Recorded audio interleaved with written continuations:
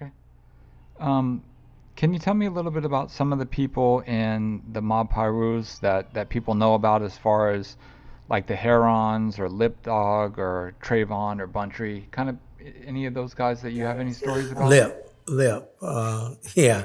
I go back with him, and I meant to. As I'm thinking, I'm looking at Reggie right now because he can really help me. I mean, we're talking about 30 some years ago. I know of incidents, but I may get something a little twisted with names or something, so I might refer to him to help me uh, to talk about this incident. But I remember we were living on Pine at the time, right in the middle of mob, and Lip, as I recall, he tried to rob our gardener over there, right almost at the corner of my house, Pine and Bradfield. But I think it was a kid that I also knew that played a little basketball with. I think that's when Glenn Christmas was a kid. Yeah, Reggie's nodding that he agree with me with the recalling what happened. But those two got arrested for robbing the gardener at that time. And I remember kind of talking with Lip later on, but I never had that much contact because he went to jail for a good while. And I think when Reggie really was working death row, and that him and Lip kind of reunited, but I never had that much contact with him. Oh yeah, murder. I mean, they killed the gardener. Reggie is reminding me that the incident was a homicide. That's why Lip and Glenn spent a long time. Yeah. But when I say a long time, it was a long time for juvenile because I think they both were about 16 or 17. So they didn't stay life for 30 years or nothing like that. They got out in a short time, I think before they were 25. But that was Lip as far as his thing. Heron was a pyro from Looters. He was actually OG Looters. And crazy as a bed bug. But every time, again, these cats, for some reason, if I go to talk to them and stuff like that, they have decent conversation. They never disrespect or go off. And I know Heron because he was short and loud, like me. I mean, every time I would talk to him, he would get real loud and all this and all that. And I used to have to calm him down.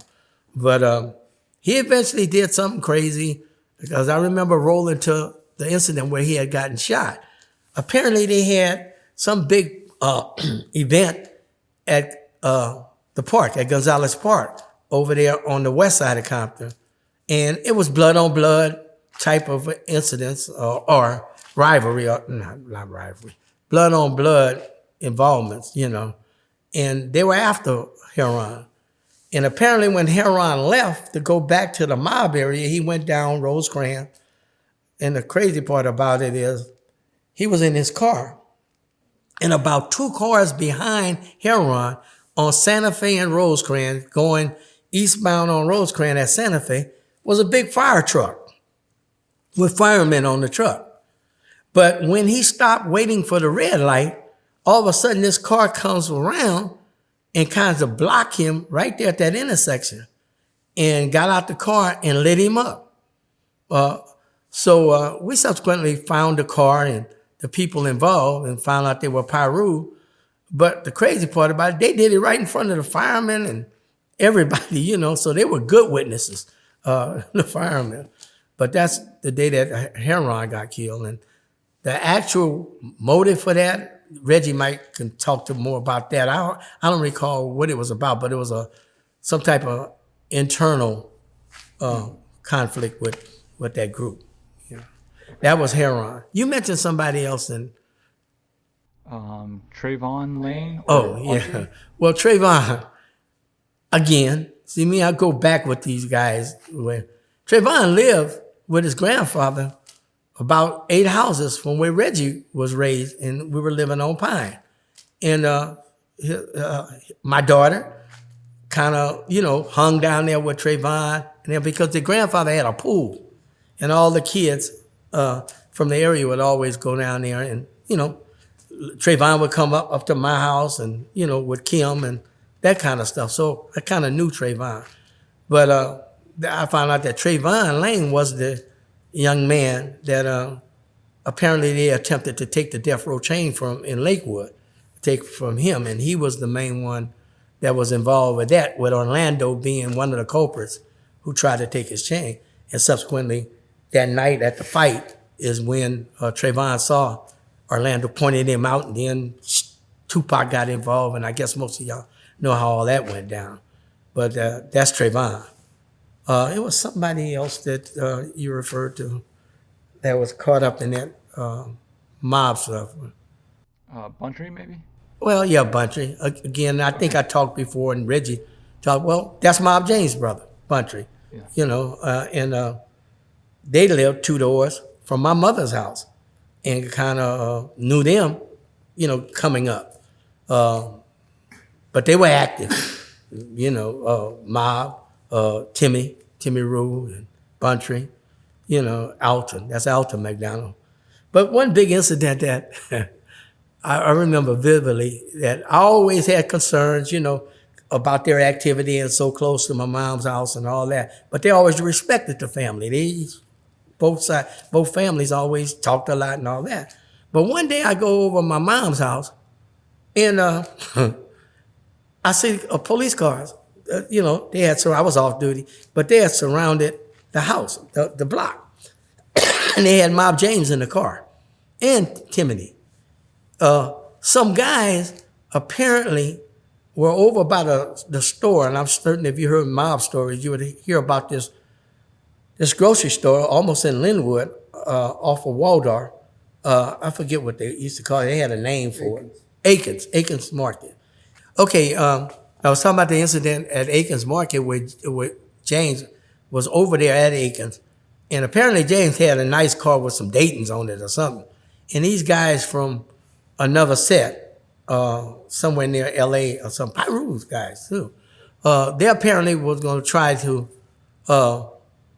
jack Mob James for his Daytons or something. But when Mob left the store, he, I guess, saw these guys following him or casing him out or knew something was about to go down. He called Timmy, who was at home, and told Timmy these guys are following him. So Timothy kind of armed himself and came out when James got to the house.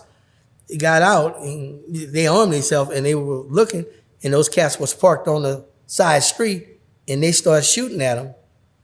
The other guys started shooting at Timmy and Mob, and then that's when they both returned the fire, and they had that got involved, and one of those guys got killed. And I ended up talking to both of them because they wouldn't talk to the police, and they kind of told the story. And that's how I think they beat the case of self-defense. Okay.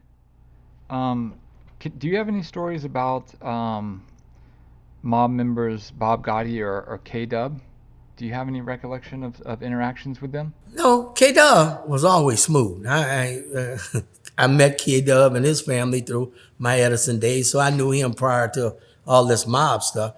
But K-Dub, I never knew him to be a banger or anything. I mean, he associated with the guy, grew up with him and stuff like that. But no, I never had no negative contact with K-Dub. Who was the other individual you said? Excuse me. Bib Gotti? Oh, Gotti, that's my man. Oh, I thought, yeah, of course. Gotti, the same way. I met him through my Edison days, you know, and he was older than the groups we're talking about. And we kind of, you know, talked and stuff, and he knew my son. He knew of Reggie and Suge and them.